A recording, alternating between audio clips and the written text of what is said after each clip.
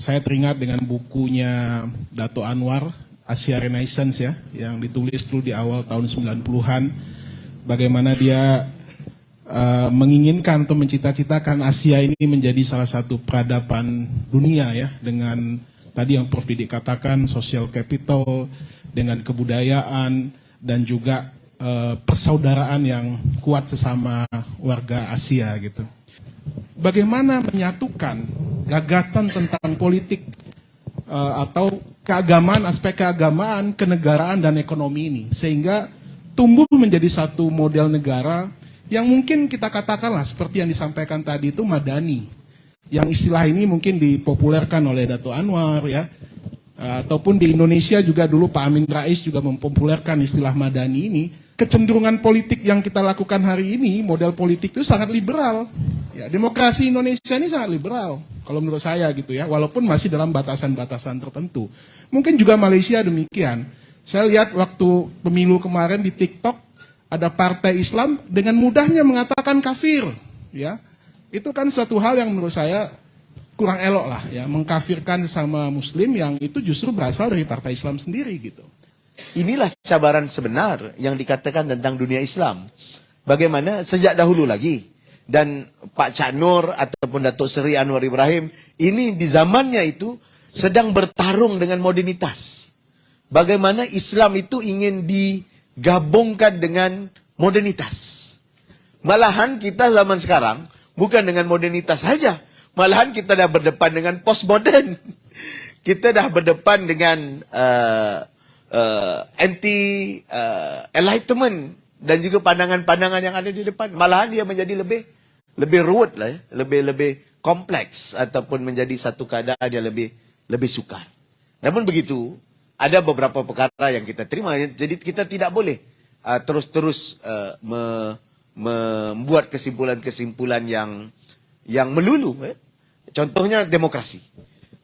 Contohnya demokrasi. Adakah kita nak anggap, demokrasi tak perlu, yang pentingnya adalah kestabilan dapat diwujudkan. Jadi kita wujudkan saja. Kestabilan, kalau kita nak lihat stabil, nampak lihat aman, nampak lihat tenang. Kita lihat negara yang tidak ada pemilihan ataupun suara. Siapa yang ada bersuara terus dibungkam, terus dipenjara, terus dihantar ke jail, ataupun mungkin dihilangkan. Kan itu pengalaman kita dulu, Orde Baru. Suatu yang dulu. Apakah kita mau kembali ke situ? Semata-mata untuk mencapai yang dikatakan kemuncak dan pencapaian ekonomi. Sudah pasti tidak mahu. Tapi adakah kita ingin meraihkan ini kepada suatu suara tentang kebablasan? Ataupun satu keadaan yang melanggar aspek-aspek kerukunan. Tapi kembali kepada suara demokrasi itu kan suara ramai. Tetapi di saat suara ramai kita menghormati minoritas. Jadi hal inilah yang sebenarnya patut diwujudkan, dan dalam sejarah-sejarah tertentu kita lihat Nabi, dan sebenarnya sewaktu bulan Mei yang lepas saya ada menganjurkan satu festival di Malaysia namanya Festival Turas Islami. Saya jemput Dr. Syekh Ali Jumaah daripada Indonesia, kita jemput Dr. Megawati, Prof. Dr. Sagid Agil Siraj. Kita discuss, kita bincang tentang karya-karya turas atau karya-karya lama yang boleh dijadikan bandingan. Saya ingin membawa sedikit bagaimana kupasan Dr. Syekh Ali Jumaah.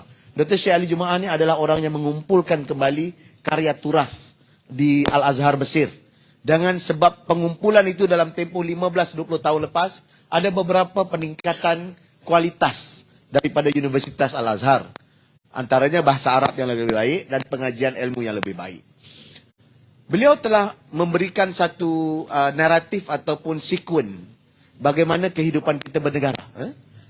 Antara yang disebutkan ialah zaman Nabi ketika berada di Arab Jahiliyah. Itu ketika semuanya dijalankan secara sir. Itu dianggap bahawa Islam diamalkan di sebuah negara yang menentang Islam. Dan kemudian ketika hijrah kali pertama, Nabi pergi ke satu kawasan di mana bertemu dengan kerajaan Kristian yang membenarkan mereka mengamalkan Islam dengan tanpa ada tentangan. Itu pada pandangan Dr. Ali Jumaah adalah bagaimana Islam diamalkan di negara yang mayoritas bukan Islam, tetapi tidak ada kekangan untuk kita mengamalkan Islam. Ya mungkin di sebagian negara Europe ataupun sebahagian negara yang liberal dan demokrasi tapi tidak membenarkan politik Islam. Macam Cak Nur katalah, partai politik Islam no, politik Islam yes. Ya? Itu contoh. Dan yang ketiga adalah tentang perjanjian Madinah. Madinah fasa pertama dianggap sebagai keadaan di mana ada masyarakat yang pelbagai dan ada persetujuan. Dan pada ketika itu, itulah dianggap kepada sebahagian mayoritas negara umat Islam pada hari ini, yang mana ada masyarakat bukan Islam yang memberikan impak dan dampak kepada kehidupan. Itu Madinah fasa pertama. Madinah fasa kedua lah, barulah ada perkara-perkara seperti undang-undang dan sebagainya dapat dilaksanakan. Dan nilai-nilai yang aspek penting tu kita kena rujuk kembali kepada maqasid lah. Maqasid syariah yang dipanggil. Ataupun tujuan syariah. Supaya formaliti itu tidak menutup ataupun tidak menggagalkan hasrat kepada maqasid ataupun tujuan syariah. Kalau tujuan syariah itu kan keadilan. Sebagai contoh, sekarang Datuk Seri Anwar Ibrahim PM sedang ingin mengembangkan kembali perbankan ataupun keuangan Islam yang pernah dibangunkan suatu ketika dahulu. Selepas beliau keluar daripada kerajaan, keuangan itu nampaknya terhenti di beberapa perkara. Kenapa? Kerana akhirnya ia tersangkut ataupun ia terhenti kepada sebahagian formalitas. Kebanyakan perbankan Islam yang ada diamalkan di Malaysia ataupun sebahagian di tempat lain itu, interestnya lebih besar berbanding dengan interest perbankan konvensional. Yang bedanya apa? Bedanya akad. Apakah akad itu akan dapat menghapuskan ketidakadilan serta penindasan terhadap interest yang besar? Sudah pasti tidak. Jadi aspek keadilannya di mana? Kerana tujuan maqasid itu tidak diberikan penentuan, yang didampak adalah kepada formalitas ataupun kepada aspek-aspek teknik untuk menyelesaikan. Ini kan aspek-aspek modernisasi yang kita depani tadi dan yang masih tak dapat diselesaikan, tetapi kita kena terus belajar, kita kena terus evolve, kita terus harus berikhtiar dan beristihad. Walaupun ada orang kata pintu istihad telah ditutup, tapi saya percaya istihad itu masih perlu diteruskan daripada masa ke semasa, kerana dengan aspek inilah sebenarnya kita akan terus menjadikan kita relevan, suara kita relevan, dan kita boleh agile dengan suara-suara dan perbezaan-perbezaan yang timbul. Termasuk apa yang kita depani, budaya TikTok, ya, budaya baru yang timbul. Ia bukan masalah kekejamannya itu saja. Yang timbul itu bagi saya adalah aspek-aspek budaya yang berkembang di persekitarannya. Tekniknya mungkin begitu, tetapi yang lebih saya bimbangi adalah budayanya.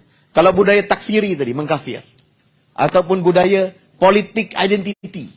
Sebab itu saya cadang, saya ingin mencadang. Kalau saya ada kekuatan di masa depan, ada kemampuan, saya rasa kita kena jadi satu rantau. Dengan semangat serumpun dan persaudaraan dengan bahasa yang hampir sama. Malahan Jose Rizal itu boleh dianggap Melayu oleh dulu. Kita mungkin kena menutup ataupun merapatkan hubungan manusia dengan manusia, rakyat dengan rakyat. Dan juga pihak hubungan kita sebagai rantau juga kena dipermudahkan. Immigration kita, hubungan kita menjadi dengan lebih akrab, dan saya sangat berbesar hati bila para Madinah ingin berkolaborasi dengan kami, dan ini akan membuka peluang. Bukan hanya untuk ruang bisnis ataupun ruang untuk pertukaran pandangan, tetapi mengukuhkan hubungan persaudaraan di antara kita. Dan persaudaraan itu diangkat dengan nilai-nilai kemanusiaan, dengan nilai peradaban, dengan nilai agama yang baik, yang sedikit sebanyak diutus Nabi Muhammad sallallahu alaihi wasallam liutammima makarimal akhlak, ataupun melengkapkan akhlak dan perilaku kita. Jadi inilah yang saya rasa wajar diperkemaskan, dan saya menyambut baik sarana yang diberikan oleh Prof tadi. Ini mungkin satu landasan di mana kita harus bertukar suara, bertukar pandangan, dan meneruskan komunikasi daripada masa ke semasa, waktu ke waktu, demi mewujudkan dan melahirkan tadi berapa? 2045, mungkin 2050. Tetapi kita kena sediakan bangsa kita, ASEAN ini, orang Asia Tenggara Nusantara ini, sebagai the leaders of the world ataupun pengemudi dunia pada masa